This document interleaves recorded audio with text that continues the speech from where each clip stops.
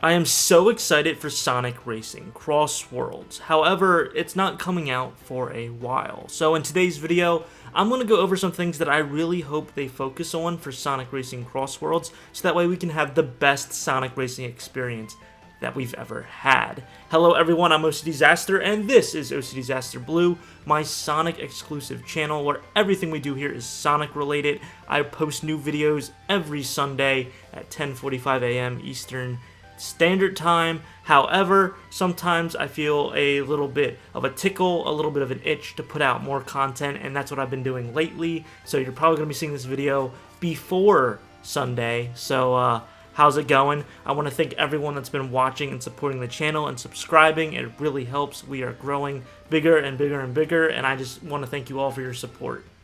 So in today's video, in no particular order, I wanted to discuss some things that I would like to see in Sonic Racing CrossWorlds. Now, this isn't a specific, personalized what OCD wants for this game. It's more of a broad, for everyone, an altruistic look at what I want for this game, the features that I want to see, some of the mechanics and stuff like that, to have an overall great experience. I know that sounded a little bit confusing, so I'm going to try to reiterate. This is not a personal list of what I want in the sense of, I want this character in, or I want this very niche specific thing. It's more of a broad sense based off of what we know is going to be in this game. I'm not going to be swinging for the fences with some outlandish demands. And I'm also very aware Sonic Team and Sega have already been working and developing this game, so a lot of the stuff we're just going to have to wait and see is in it.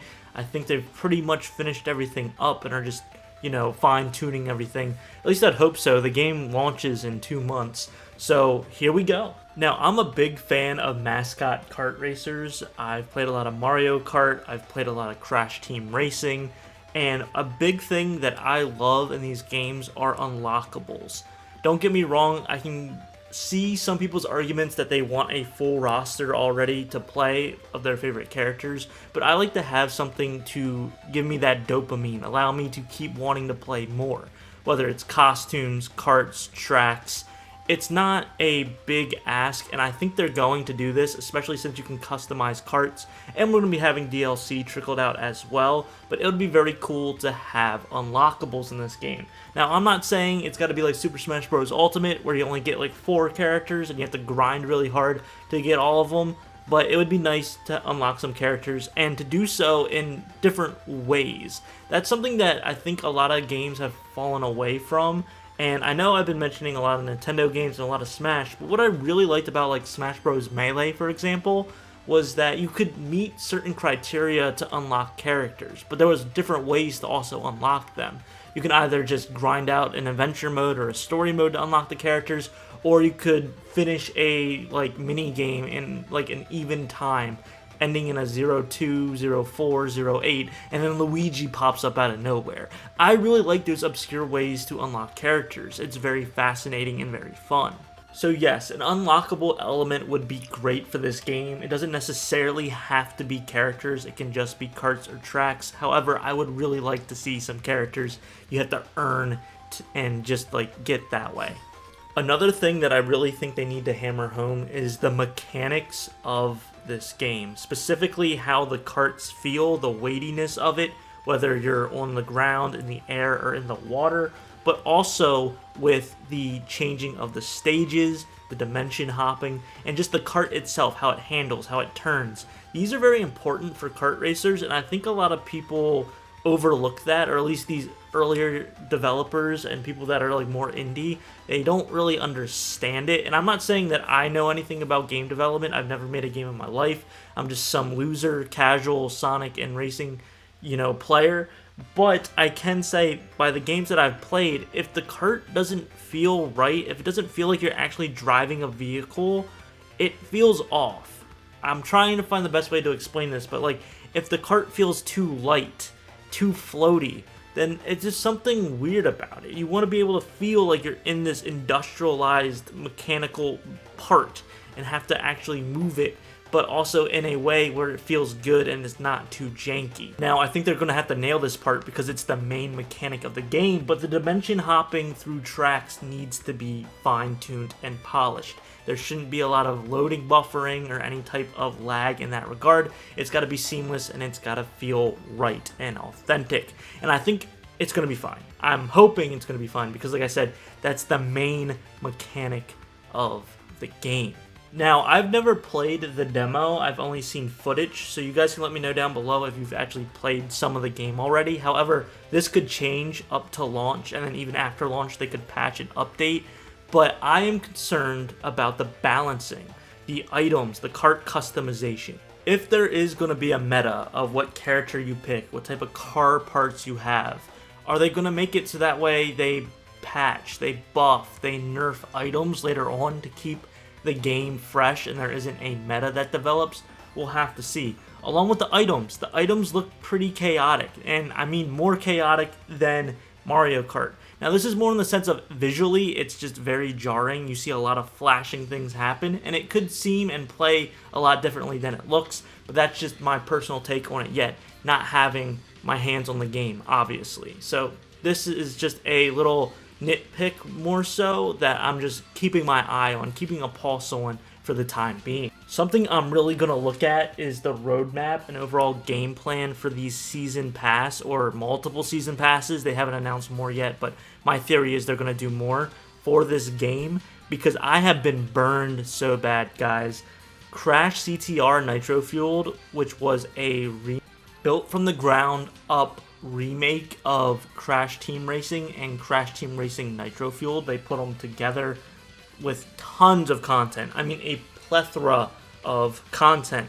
Now, this is Activision, so of course they were greedy and had a shop and stuff like that, but they did a lot of events for the first year that the game was out. This was Beenox that developed it, so there's a little bit more behind the story, but they had these Grand Prix, these tournaments throughout the year, and if you did a bunch of challenges, you could unlock items and characters as long as you grind it and like logged on every day. Yeah, there were dailies and like microtransactions and like currency, but there was enough content and stuff in there that you could do for free to get these items. But what happened was, after that was over, once that was done, the items would get dumped from that Grand Prix into the shop that you needed real money for if you didn't like religiously grind for the microtransactions in the game, and they never did the tournaments again. And on top of that, they stopped altogether giving out content after a year because Beenox, this was back before Activision was acquired by Microsoft, they always rotated which development team was doing the Call of Duty so they could keep grinding out Call of Duty games. So Beenox moved over to, I believe, the next Call of Duty game, so they had to stop all development for Crash Team Racing, and they could have easily just had the same tournaments filtered through again, but no, they shut it down completely and the online became a ghost town.